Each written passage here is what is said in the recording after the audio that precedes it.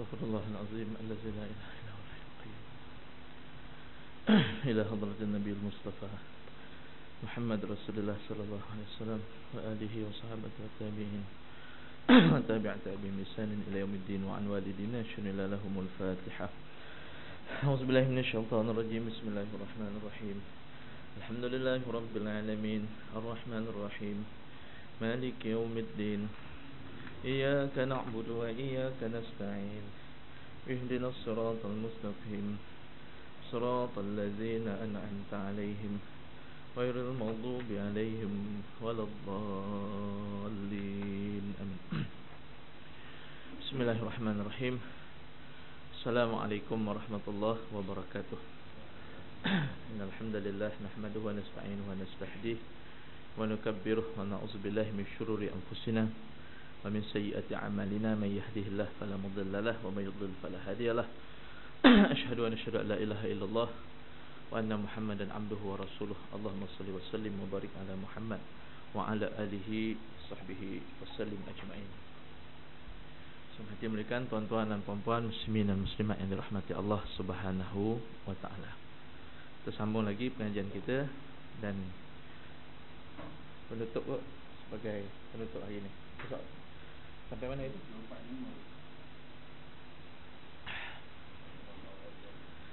Al-Imam Ghazali rahimahullah taala berkata, iman itu berada di dalam hati. Iman juga ialah kepercayaan seseorang tentang perhimpunan pada hari kiamat. Ulama dibahagi agama ni kepada tiga. Yang pertama akidah, iaitu iman. Yang kedua Islam, iaitu syariat. Dan yang ketiga ihsan, ataupun kita kata tasawuf, ataupun akhlak, bahasa mudah akhlak. Jadi tiga perkara ni dia bersangkutan. Ada seorang ulama yang jadi Syekh Atifi yang menjadi pensyarah di Oxford. Dia menyatakan apa? Dia kata, minta maaf lah, dia kata Jabatan Agama di Malaysia ni, dia bawa agama ni dua tayar, tidak tiga tayar. Dia berjalan dengan dua tayar. Apa maksud? Dia ada panel akidah, dia ada panel syariah, tapi dia tak ada panel tasawuf. Sebab itu kadang-kadang berlaku konflik ataupun berlaku penyesatan kepada sesetengah tarikat ataupun kumpulan. Dan kerana yang menyesatkan itu adalah tidak ahli dalam bidang tasawuf, dia tidak ahli dalam bidang tarikat, dia tidak menganggotai mana-mana kumpulan tasawuf, tapi dia hebat dari bidang akidah, dia hebat dari sudut syariat, tapi dia tidak menguasai tasawuf itu. Maka dengan itu menyebabkan kadang-kadang berlaku jatuh hukum yang kadang-kadang kita nak kata macam mana maknanya hanya ahli tasawuf sahaja yang faham ataupun memahami satu-satu isu yang berlaku, begitu. Jadi perkara pertama yang paling penting dalam kehidupan kita adalah iman. Dan tanpa ada iman tidak mungkin ada yang kedua dan yang ketiga tadi. Seorang itu sebab tu awalul syai' ma'rifatullah. Sesuatu perkara yang paling awal adalah mengenal Allah. Paling penting adalah mengenal Allah. Kadang-kadang konsep ini kita gagal bawa pada anak-anak kita. Jadi iman itu berada dalam hati, dan iman itu juga ialah kepercayaan seseorang tentang perhimpunan pada hari kiamat. Dan kaitan kepada hari kiamat itu pasti iman. Pasal dia tidak boleh dilihat dengan mata kasar. Dia hanya berdasarkan kepada kepercayaan. Dan memang Allah SWT ajar kita, didik kita untuk mempercayai sesuatu yang tak nampak. Kita tanya, awak percaya tak elektrik ada?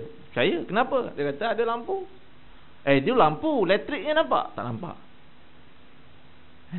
Mana elektriknya? Arusnya mana? Tak nampak. Tapi dia percaya ada. Udara, awak nampak udara? Tak nampak. Apa bukti? Saya boleh menafas. Mana awak tahu? Saya belajar sains. Awak belajar sains tu apa? Buku teks. Dia boleh percaya dengan buku teks, tapi dia tak boleh percaya dengan Quran dan hadis. Maknanya Allah SWT cipta manusia ini, memang Allah Ta'ala cipta manusia dalam keadaan manusia boleh mempercayai, biasa mempercayai sesuatu yang dia tidak nampak. Kalau tuan-tuan tanya agama lain sekalipun, pasti dia akan kata dia ambil ini sesuatu daripada datuk nenek moyang.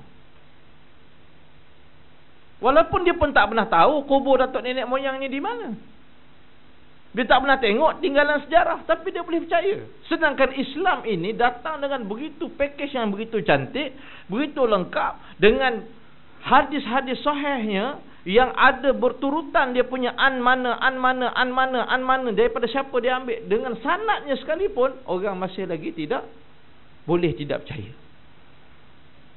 Quran, tuan-tuan boleh ambil Quran dengan sanad.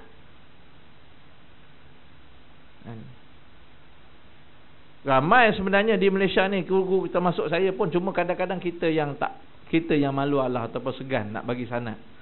Lepas tu ramai orang pergi ke Mesir ambil dengan guru kita sana. Boleh. Kita ada sanad dengan guru saya, Syekh Hasan. Syekh Hasan ambil dengan guru dia. Kita ada senarai nama tu. Senarai nama tu ada sampai pada Sayyidina Ali karamallahu wajhah. Saya punya turuk Sayyidina Ali. Daripada Sayyidina Ali ambil pada Rasulullah, Rasulullah ambil pada Jibril, Jibril ambil pada Allah Subhanahu Wa Taala. Itu dipanggil sanad. Maknanya yakin Quran itu, yakin hadis, tapi orang boleh tidak percaya dengan apa sesuatu yang sebenarnya lebih kuat. Tapi orang mudah percaya dengan satu benda yang kadang-kadang orang lebih mudah percaya. Begitu.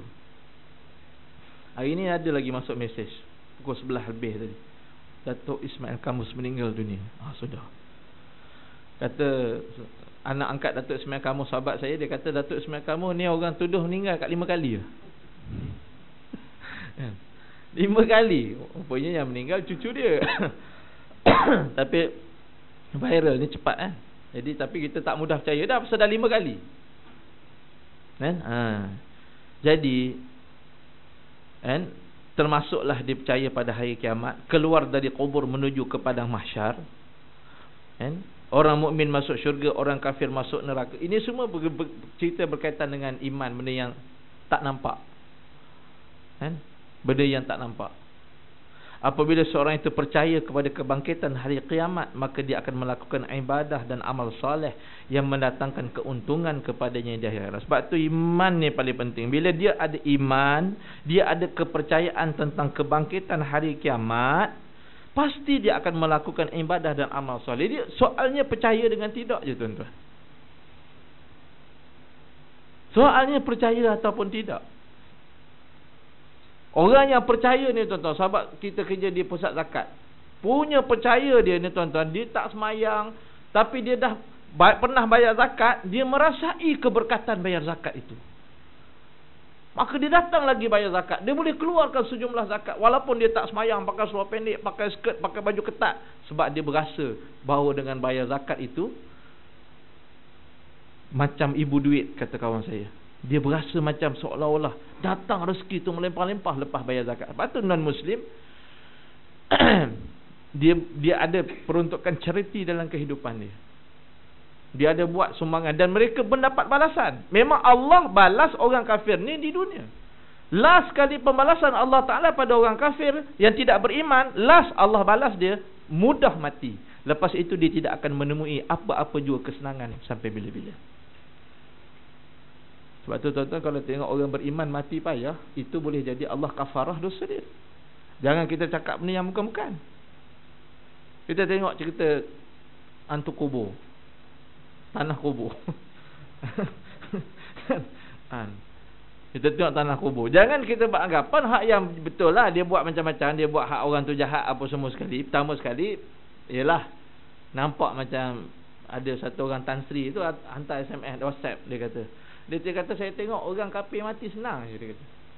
Orang Islam mati ni dalam cerita tanah kubur payah betul. Dia kata macam-macam, hitam lah, jadi gitulah, jadi ginilah. Pertama sekali, cerita tu sendiri pun sebenarnya jarang-jarang berlaku. Payah kita nak cari Allah kafarah di atas muka dunia tegang-tegang begitu. Walaupun ada, kan? Padahal Allah Ta'ala Maha Pengampun, Maha Penyayang. Ya, takut orang salah faham, nampak Islam ni payah. Satu. Tapi kita kena faham, orang Islam memang Allah Ta'ala beri kelebihan, Allah kafarah di atas muka dunia.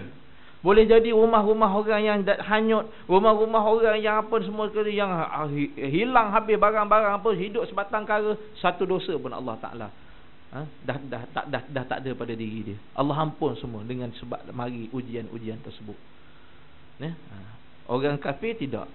Dia buat kebaikan, Allah balas 100% di atas muka dunia. Sebab tu dia buat baik, dia makin senang, makin senang, makin senang, makin senang. Sebab tu tuan-tuan tengok sendiri, orang non-Muslim yang baik, kita nampak muka dia baik. Betul tak?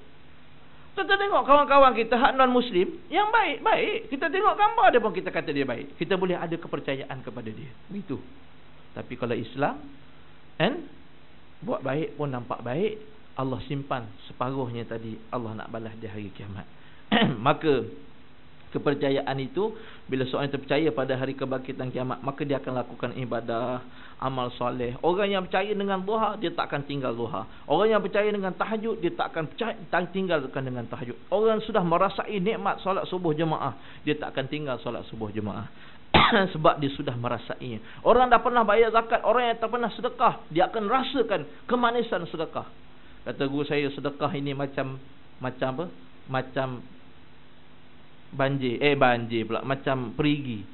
Ambil air berkurang, tapi kita tak sedar air itu bertambah balik. Ya, begitu. Maka yang mendatangkan keuntungan kepadanya di hari akhirat. Maka seperti inilah orang yang sihat badan di dunia, disempurnakan hatinya dan baik anggotanya. Orang yang sihat badan di atas muka dunia, kan? Lalu disempurnakan hatinya dan baik juga anggotanya. Berkata Fakhruddin Ar-Razi, dalam surah ini terdapat 3 hukum. Yang pertama, percaya bahawa Allah itu Esa. Kedua, percaya bahawa Nabi Muhammad itu pesuruh Allah. Ketiga, percaya dengan kebangkitan hari kiamat. Dan semua ini ta'alluq di dalam hati.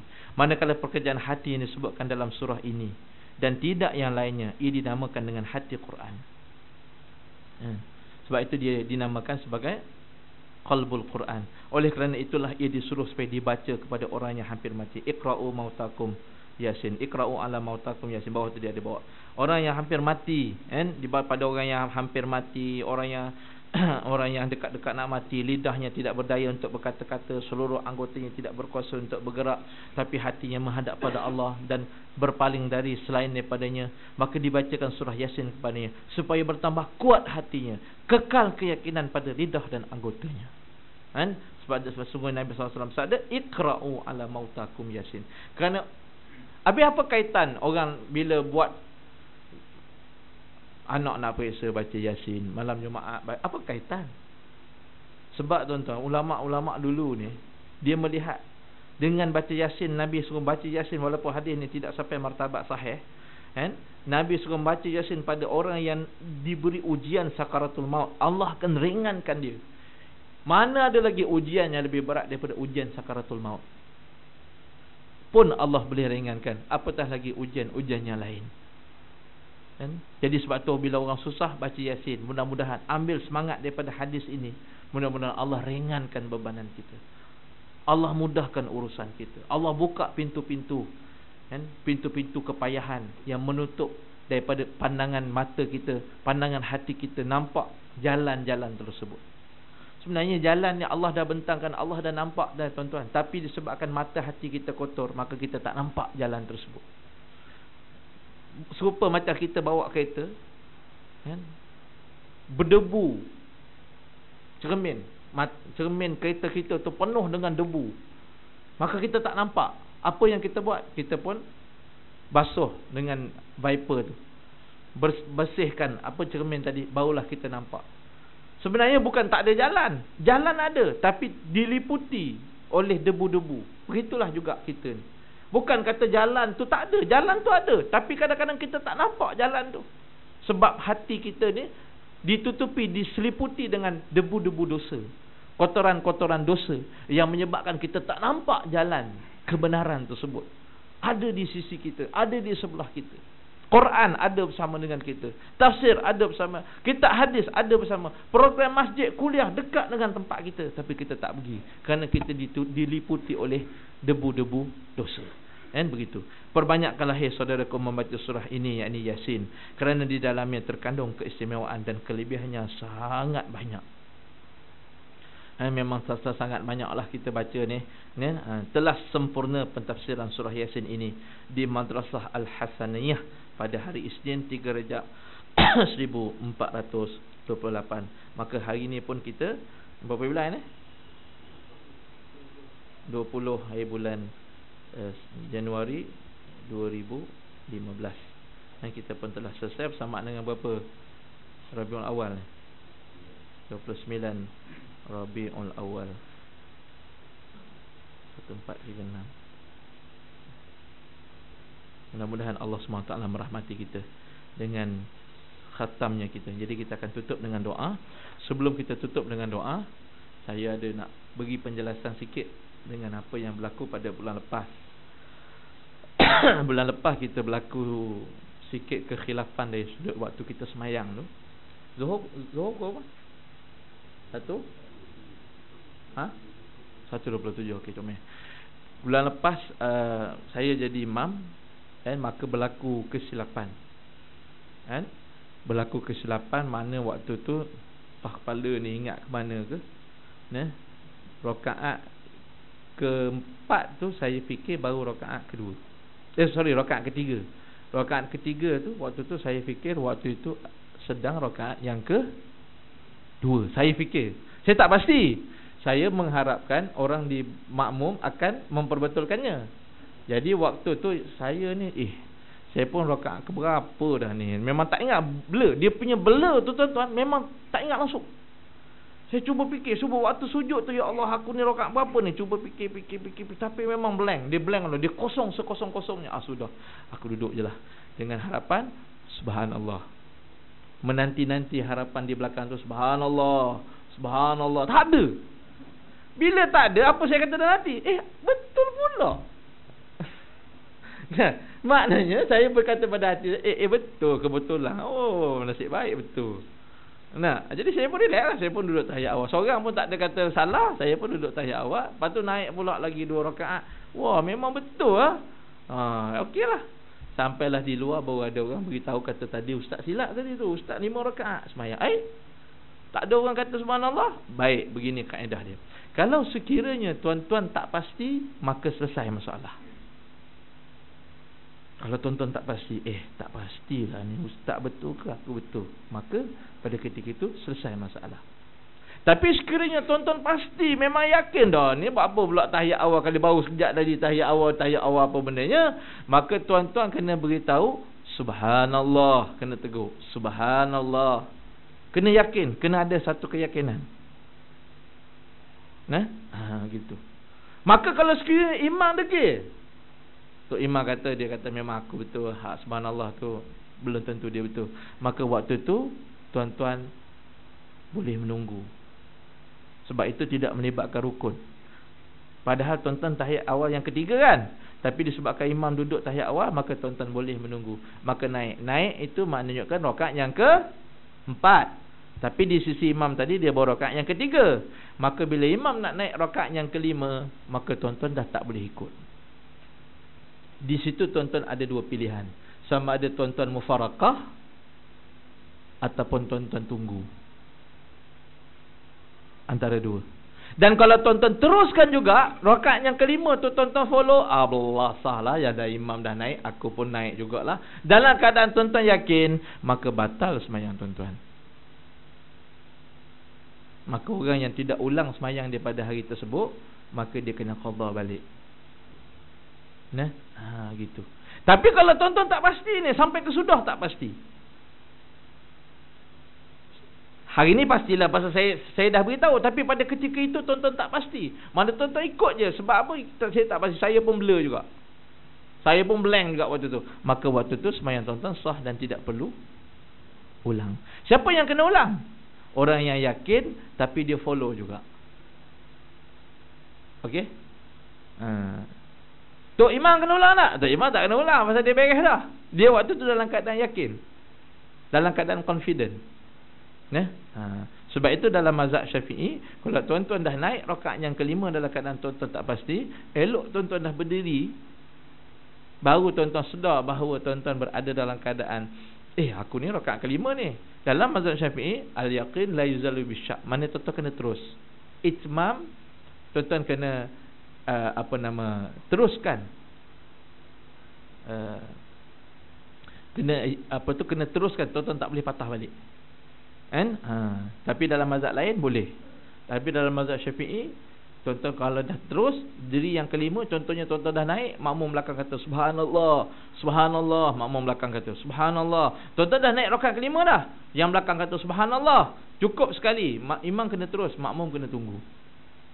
Sebab apa? Imam tak boleh turun. Kalau dia turun balik, maka dalam mazhab Syafi'i dia batal sembahyang dia, sebab dia sudah menambah perbuatan. Tapi dalam mazhab lain lepas. Kalau orang dah buat dulu, dia tak perlu qada. Kenapa tak perlu qada? Sebab dalam mazhab lain ada yang mengharuskan, membolehkan. Faham?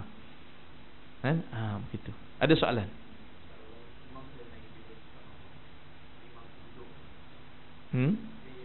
Macam mana kalau imam tu naik? Okey. Dalam mazhab Syafi'i tak boleh. Kalau dia dah buat duduk balik, yang lepas tak apa, ma'fu anhu. Sebab apa? Dalam mazhab lain dibenarkan, dibolehkan. Sebab dalam mazhab lain berpandangan kata apa? Benda yang salah memang perlu. Sebab tu Arab dia memang seboleh-boleh subhanallah. Habis sembahyang dia marah kita, berapa mu tak turun tadi? Sebab mereka tidak sama aliran dengan mazhab kita. Tapi dalam mazhab Syafi'i, dia kena teruskan. Dia tak boleh patah walaupun dia dah tahu. Sebab dia ada itmam, apa saya tak ingat istilah dia kena itmam tu selesaikan. Al-itmam tu dia ada satu istilah tu saya lupa. Tapi maknanya dia berpandu kepada al-yaqin la yuzalu bisyak. Sebab tadi dia dah yakin bahawa dia perlu naik, maka dia tak boleh patah balik. Melainkan kalau kata dia masih lagi dalam keadaan, contohnya masih lagi dalam keadaan separuh, maknanya dalam keadaan baru nak naik. Sebab tu kadang-kadang orang tak pasti kat imam ni kita ajar, kalau dia tak pasti dia kena slow lagi. Maknanya ginilah saya buat contoh ya. Maknanya kalau dia jadi imam, maknanya dia contohnya dia tak naik kan, Allah masih gini ya, Allah, subhanallah, tu duduk tak apa. Yang tak boleh dalam keadaan dia dah gini dah, dia patah balik, tu tak boleh dalam mazhab Syafi'i. Tapi yang dulu-dulu dia tak perlu qada, sebab dalam mazhab lain memang boleh turun balik. Tapi macam kes tadi tu, yang dia dah tahu dia betul, dia ikut juga, dia tambah rakaat yang kelima, itu memang confirm kena qada balik. Sebab tu mana yang kebetulan hari tu kita sempat beritahu, kita beritahulah. Kita beritahu. Melainkan kalau kata sampai kesudah dia tak tahu, tak apa. Kalau dia tak tahu ataupun dia tak pasti yang hari tu punya cerita, dia tak perlu qada, sebab ini cerita yang dah yakin. Okey, ada soalan lain? Ya. Bila imam dah tahu,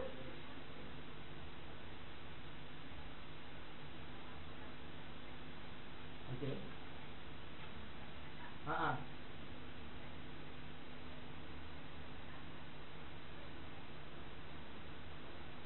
Imam tu perlu tak sujud sahwi? Sunat. Imam tu sunat sujud sahwi dan makmum wajib ikut sujud sahwi tu.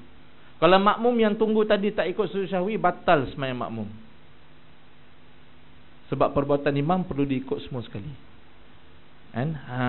Gitu kaedah dia. Maknanya makmum kalau dia imam sujud sahwi, imam naik, makmum kena ikut juga sujud sahwi. Ada makmum dia tak nak sujud sahwi, dia kata yang silap imam, saya tak silap. Makmum dia kena ittiba' al-imam, kena ikut semua perbuatan imam yang betul. Tapi perbuatan imam yang salah dia tak boleh ikut. Kalau dia ikut juga, maka dia akan salah. Dia akan sebab tu dia kena tunggu. Tapi yang tadi tu, yang tahiyat awal, yang rakaat ketiga tu tak ada masalah, sebab dia tidak melibatkan rukun. Dia boleh tunggu. Dia boleh tunggu dan dia pun tak ada baca apa kan. Dia tunggu sampai imam naik baru dia naik. Ada soalan lain? Ya. Okey. Tak perlu. Bila dia sebut subhanallah tu, itu niat tu maknanya maksudnya kita memanglah dari sudut semayang ni kita tak boleh tambah, tapi semua perkara-perkara itu zikir, doa dalam bahasa Arab semua dibolehkan dalam solat. Yang kata memang dia sebut subhanallah tu sebab nak tegur imam. Dia bukanlah sebut subhanallah itu kerana saja-saja nak, memang confirm dia nak sebut dah. Jadi serupa juga macam ada setengah kitab kata kita kena niat untuk keluar daripada semayang ketika bagi salam. Tak? Nah. Jadi guana pula tu nak niat pula aku nak keluar semayang. Tak payah. Memang bagi salam tu memang nak keluar semayang dah. Jadi jangan keliru dengan maksud tu. Kan? Begitu. Bismillah. Lain-lain. Kita ada masa sikit. Pasal banyak orang yang kadang-kadang keliru apabila berlaku. Sebab tu bila berlaku tu maknanya secara practically lah. Maknanya waktu tu baru kita tahu, oh maknanya aku tak faham lagi dalam bab apabila berlakunya kesilapan.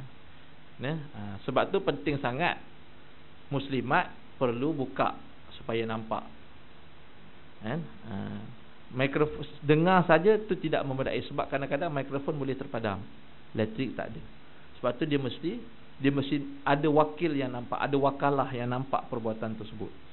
Sebab tu kita buka sikit jaring. Kadang-kadang kita letak yang jenis jaring ataupun kita buka. Sebab bila tak nampak, dia akan timbulkan kegelisahan. Contoh pernah berlaku sujud sahwi lah. Sujud sejadah. Benda tu muslimat tutup semua. Kan? Imam pula hari tu dia buat hal dia terlupa nak sujud sejadah. Kan? Elok sampai ayat sujud sejadah tu dia pun Allahu Akbar. Orang duk ingat, semua duk ingatkan sujud sejadah lah. Rupanya dia rokok sujud, bacalah doa sujud, tiba-tiba Sami Allahu liman hamidah. Sudah nak buat guna tu. Kan? Jadi pada ketika itu dia sudah berada dalam keadaan melakukan suatu dia kena tunggu. Kaedah dia pada ketika itu dia terus dalam keadaan maknanya Sami Allah, dia kadang-kadang sujud dan dia akan, bila imam sujud dia pun follow imam. Tapi bila imam bagi salam, jangan pula bagi salam sama imam pula, banyak cantik. Pada ketika itu dia kena tambah satu lagi rakaat. Kerana rakaat dia tadi kira tidak sah. Kira rakaat tidak diterima. Sembahyang ni diterima, sembahyang tak keluar lagi. Tuan-tuan jangan gelabah. Sudah, astagfirullahaladzim, sallallahu alaihi wasallam, imam juga kena celaka. Padahal jadi apa yang tuan-tuan relax. Maknanya kaedahnya gini tuan-tuan, benda yang lepas tu kita dah salah, kita masih boleh cover dengan tambah satu lagi rakaat. Maknanya rakaat itu tidak diterima. Jadi bila imam naik, tuan-tuan sambung satu lagi rakaat. Okey? Pernah berlaku di tempat saya, imam silap. Imam terus sujud. Ini sampai Allah tuan-tuan. Dia punya ketegaknya imam ni, dia dah terus sujud, dia tak rokok. Ini tak ada sujud sejadah ke apa, tak hari tu dia mimpi apa, tak dia tak rokok, dia terus sujud. Bila dia sudah meninggalkan satu rukun rokok. Maka waktu tu bila makmum kata subhanallah apa semua, dia tak peduli, dia terus buat samba Allahu Akbar, duduk antara dua sujud dan sebagainya. Jadi bila dalam kaedah begitu tuan-tuan yang dirahmati Allah, makmum dia perlu menunggulah. Dia perlu menunggu sampai imam tu tadi naik balik. Dia jangan rokok. Maknanya dia dalam keadaan dia boleh berdiri balik. Kalau rokok lama kan sakit pinggang pula. Dia boleh berdiri balik. Maka dalam keadaan tadi tu tunggu sampai imam tu selesaikan rakaat yang pertama. Kalau dia nak ikut lah, tapi saya ingat waktu tu tuan-tuan mufarakah adalah lebih mudah. Kalau tuan-tuan nak ikut juga imam yang tadi tu, tuan-tuan kena tunggu dia. Dia tadi dah terus sujud kan? Dia terus sujud tadi, maka duduk antara dua sujud, dia sujud balik, dia naik balik, ringkas-ringkas saja baca Fatihah dan baca surah, kemudian dia rokok balik. Nampak tak? Yang tadi tu rakaatnya tidak diterima. Dia dalam mazhab Syafi'i dia tidak ada istilah patah balik. Tapi dalam mazhab lain dia boleh patah balik. Itu beza. Kalau tuan-tuan nak stick dengan mazhab Syafi'i, itu kaedah dia. Kalau tuan-tuan nak ikut dalam kaedah mazhab lain, tuan-tuan boleh patah balik. Yang tadi tu boleh bangun. Tapi dia akan jadi tatabu' rukhas. Kan? Itu kita kena mendalami dalam mazhab yang lain. Ada soalan lain? Tak ada Ya. Ya. Benda yang rukun kita kena ganti balik. Maknanya benda yang rukun ni, kalau kata sekiranya itu kita follow saja. Maknanya kalau kata tadi dia meninggalkan satu rukun, dia terus sujud, maka dia tak boleh patah balik, dia kena ambil balik daripada mula. Kaedah imam tadi tu, maka makmum tadi dia boleh berdiri. Maknanya bila kata makmum tadi, tapi sebelum dia rokok mesti dia nampak imam sujud kan. Tapi kalau dia tak perasan, dia boleh untuk satu tadi dia berdiri balik, maka dia tunggu. Tapi keadaan akan jadi kelang kabut waktu tu. Yang sebaik-baiknya mufarakah saja, imam tadi teruskan, maka dia patah balik, nanti rakaat tadi tidak diterima. Ni seolah-olah dia sembahyang 3 rakaat. Seolah-olah dia solat dalam keadaan 3 rakaat. Tapi benda ni jarang-jarang berlaku. Tapi bila sekali berlaku tu yang menyebabkan kita jadi kelang kabut. Allah Ta'ala alam. Kita baca doa sikit tutup. Auzubillahi minasyaitanirrajim. Bismillahirrahmanirrahim. Sadaqallahu wa sadaqa rasulun nabil karim. Wa nahnu ala zalika minasyahidin.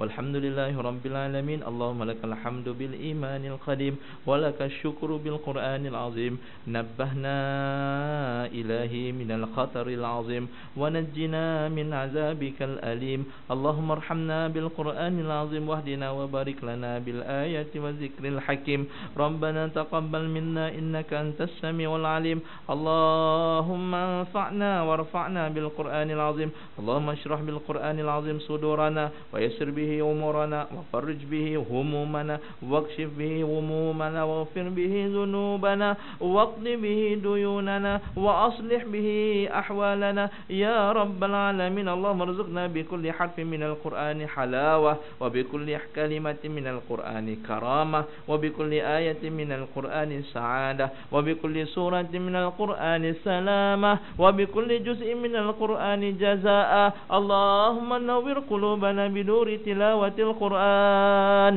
وزين أخلاقنا بالقرآن وحسن أعمالنا بالقرآن ونجنا من النار بشفاعة القرآن وادخلنا في الجنة بالقرآن اللهم اجعله لنا إماما ونورا وهدى ورحمة اللهم ذكرنا منه ما نسينا وعلمنا منه ما جهلنا وارزقنا تلاوته آناء الليل والنهار واجعله حجة لنا يا رب العالمين سبحان ربك رب العزة عما يصفون وسلام على المرسلين والحمد لله رب العالمين تقبل الله منا ومنكم taqabbal ya karim. Tuan-tuan, hujung bulan ni saya nak ke Kelantan. Hari tu saya dah pergi, kita bawa sejumlah wang 18,300. Kita nak pergi misi yang kedua, dan kita akan hantar bantuan ke sekolah Lakloh dan sekolah Kemasaman Urai. Kita akan hantar bantuan untuk pakaian sekolah agama kafar. Satu sud, satu pelajar RM55. Jadi jumlah yang dah terkumpul sekarang ni lebih kurang 30,000 lebih, masih lagi tidak memadai. Kalau tuan-tuan nak sumbang, satu kepala RM55. Tuan-tuan bagi 50 pun okey. Untuk satu kepala untuk pelajar-pelajar sekolah untuk pakaian kafar. Wallahu ta'ala alam. Mudah-mudahan Allah merahmati tuan-tuan. Aku qali hadza, nastaghfirullah li wa lakum. Assalamualaikum warahmatullahi wabarakatuh.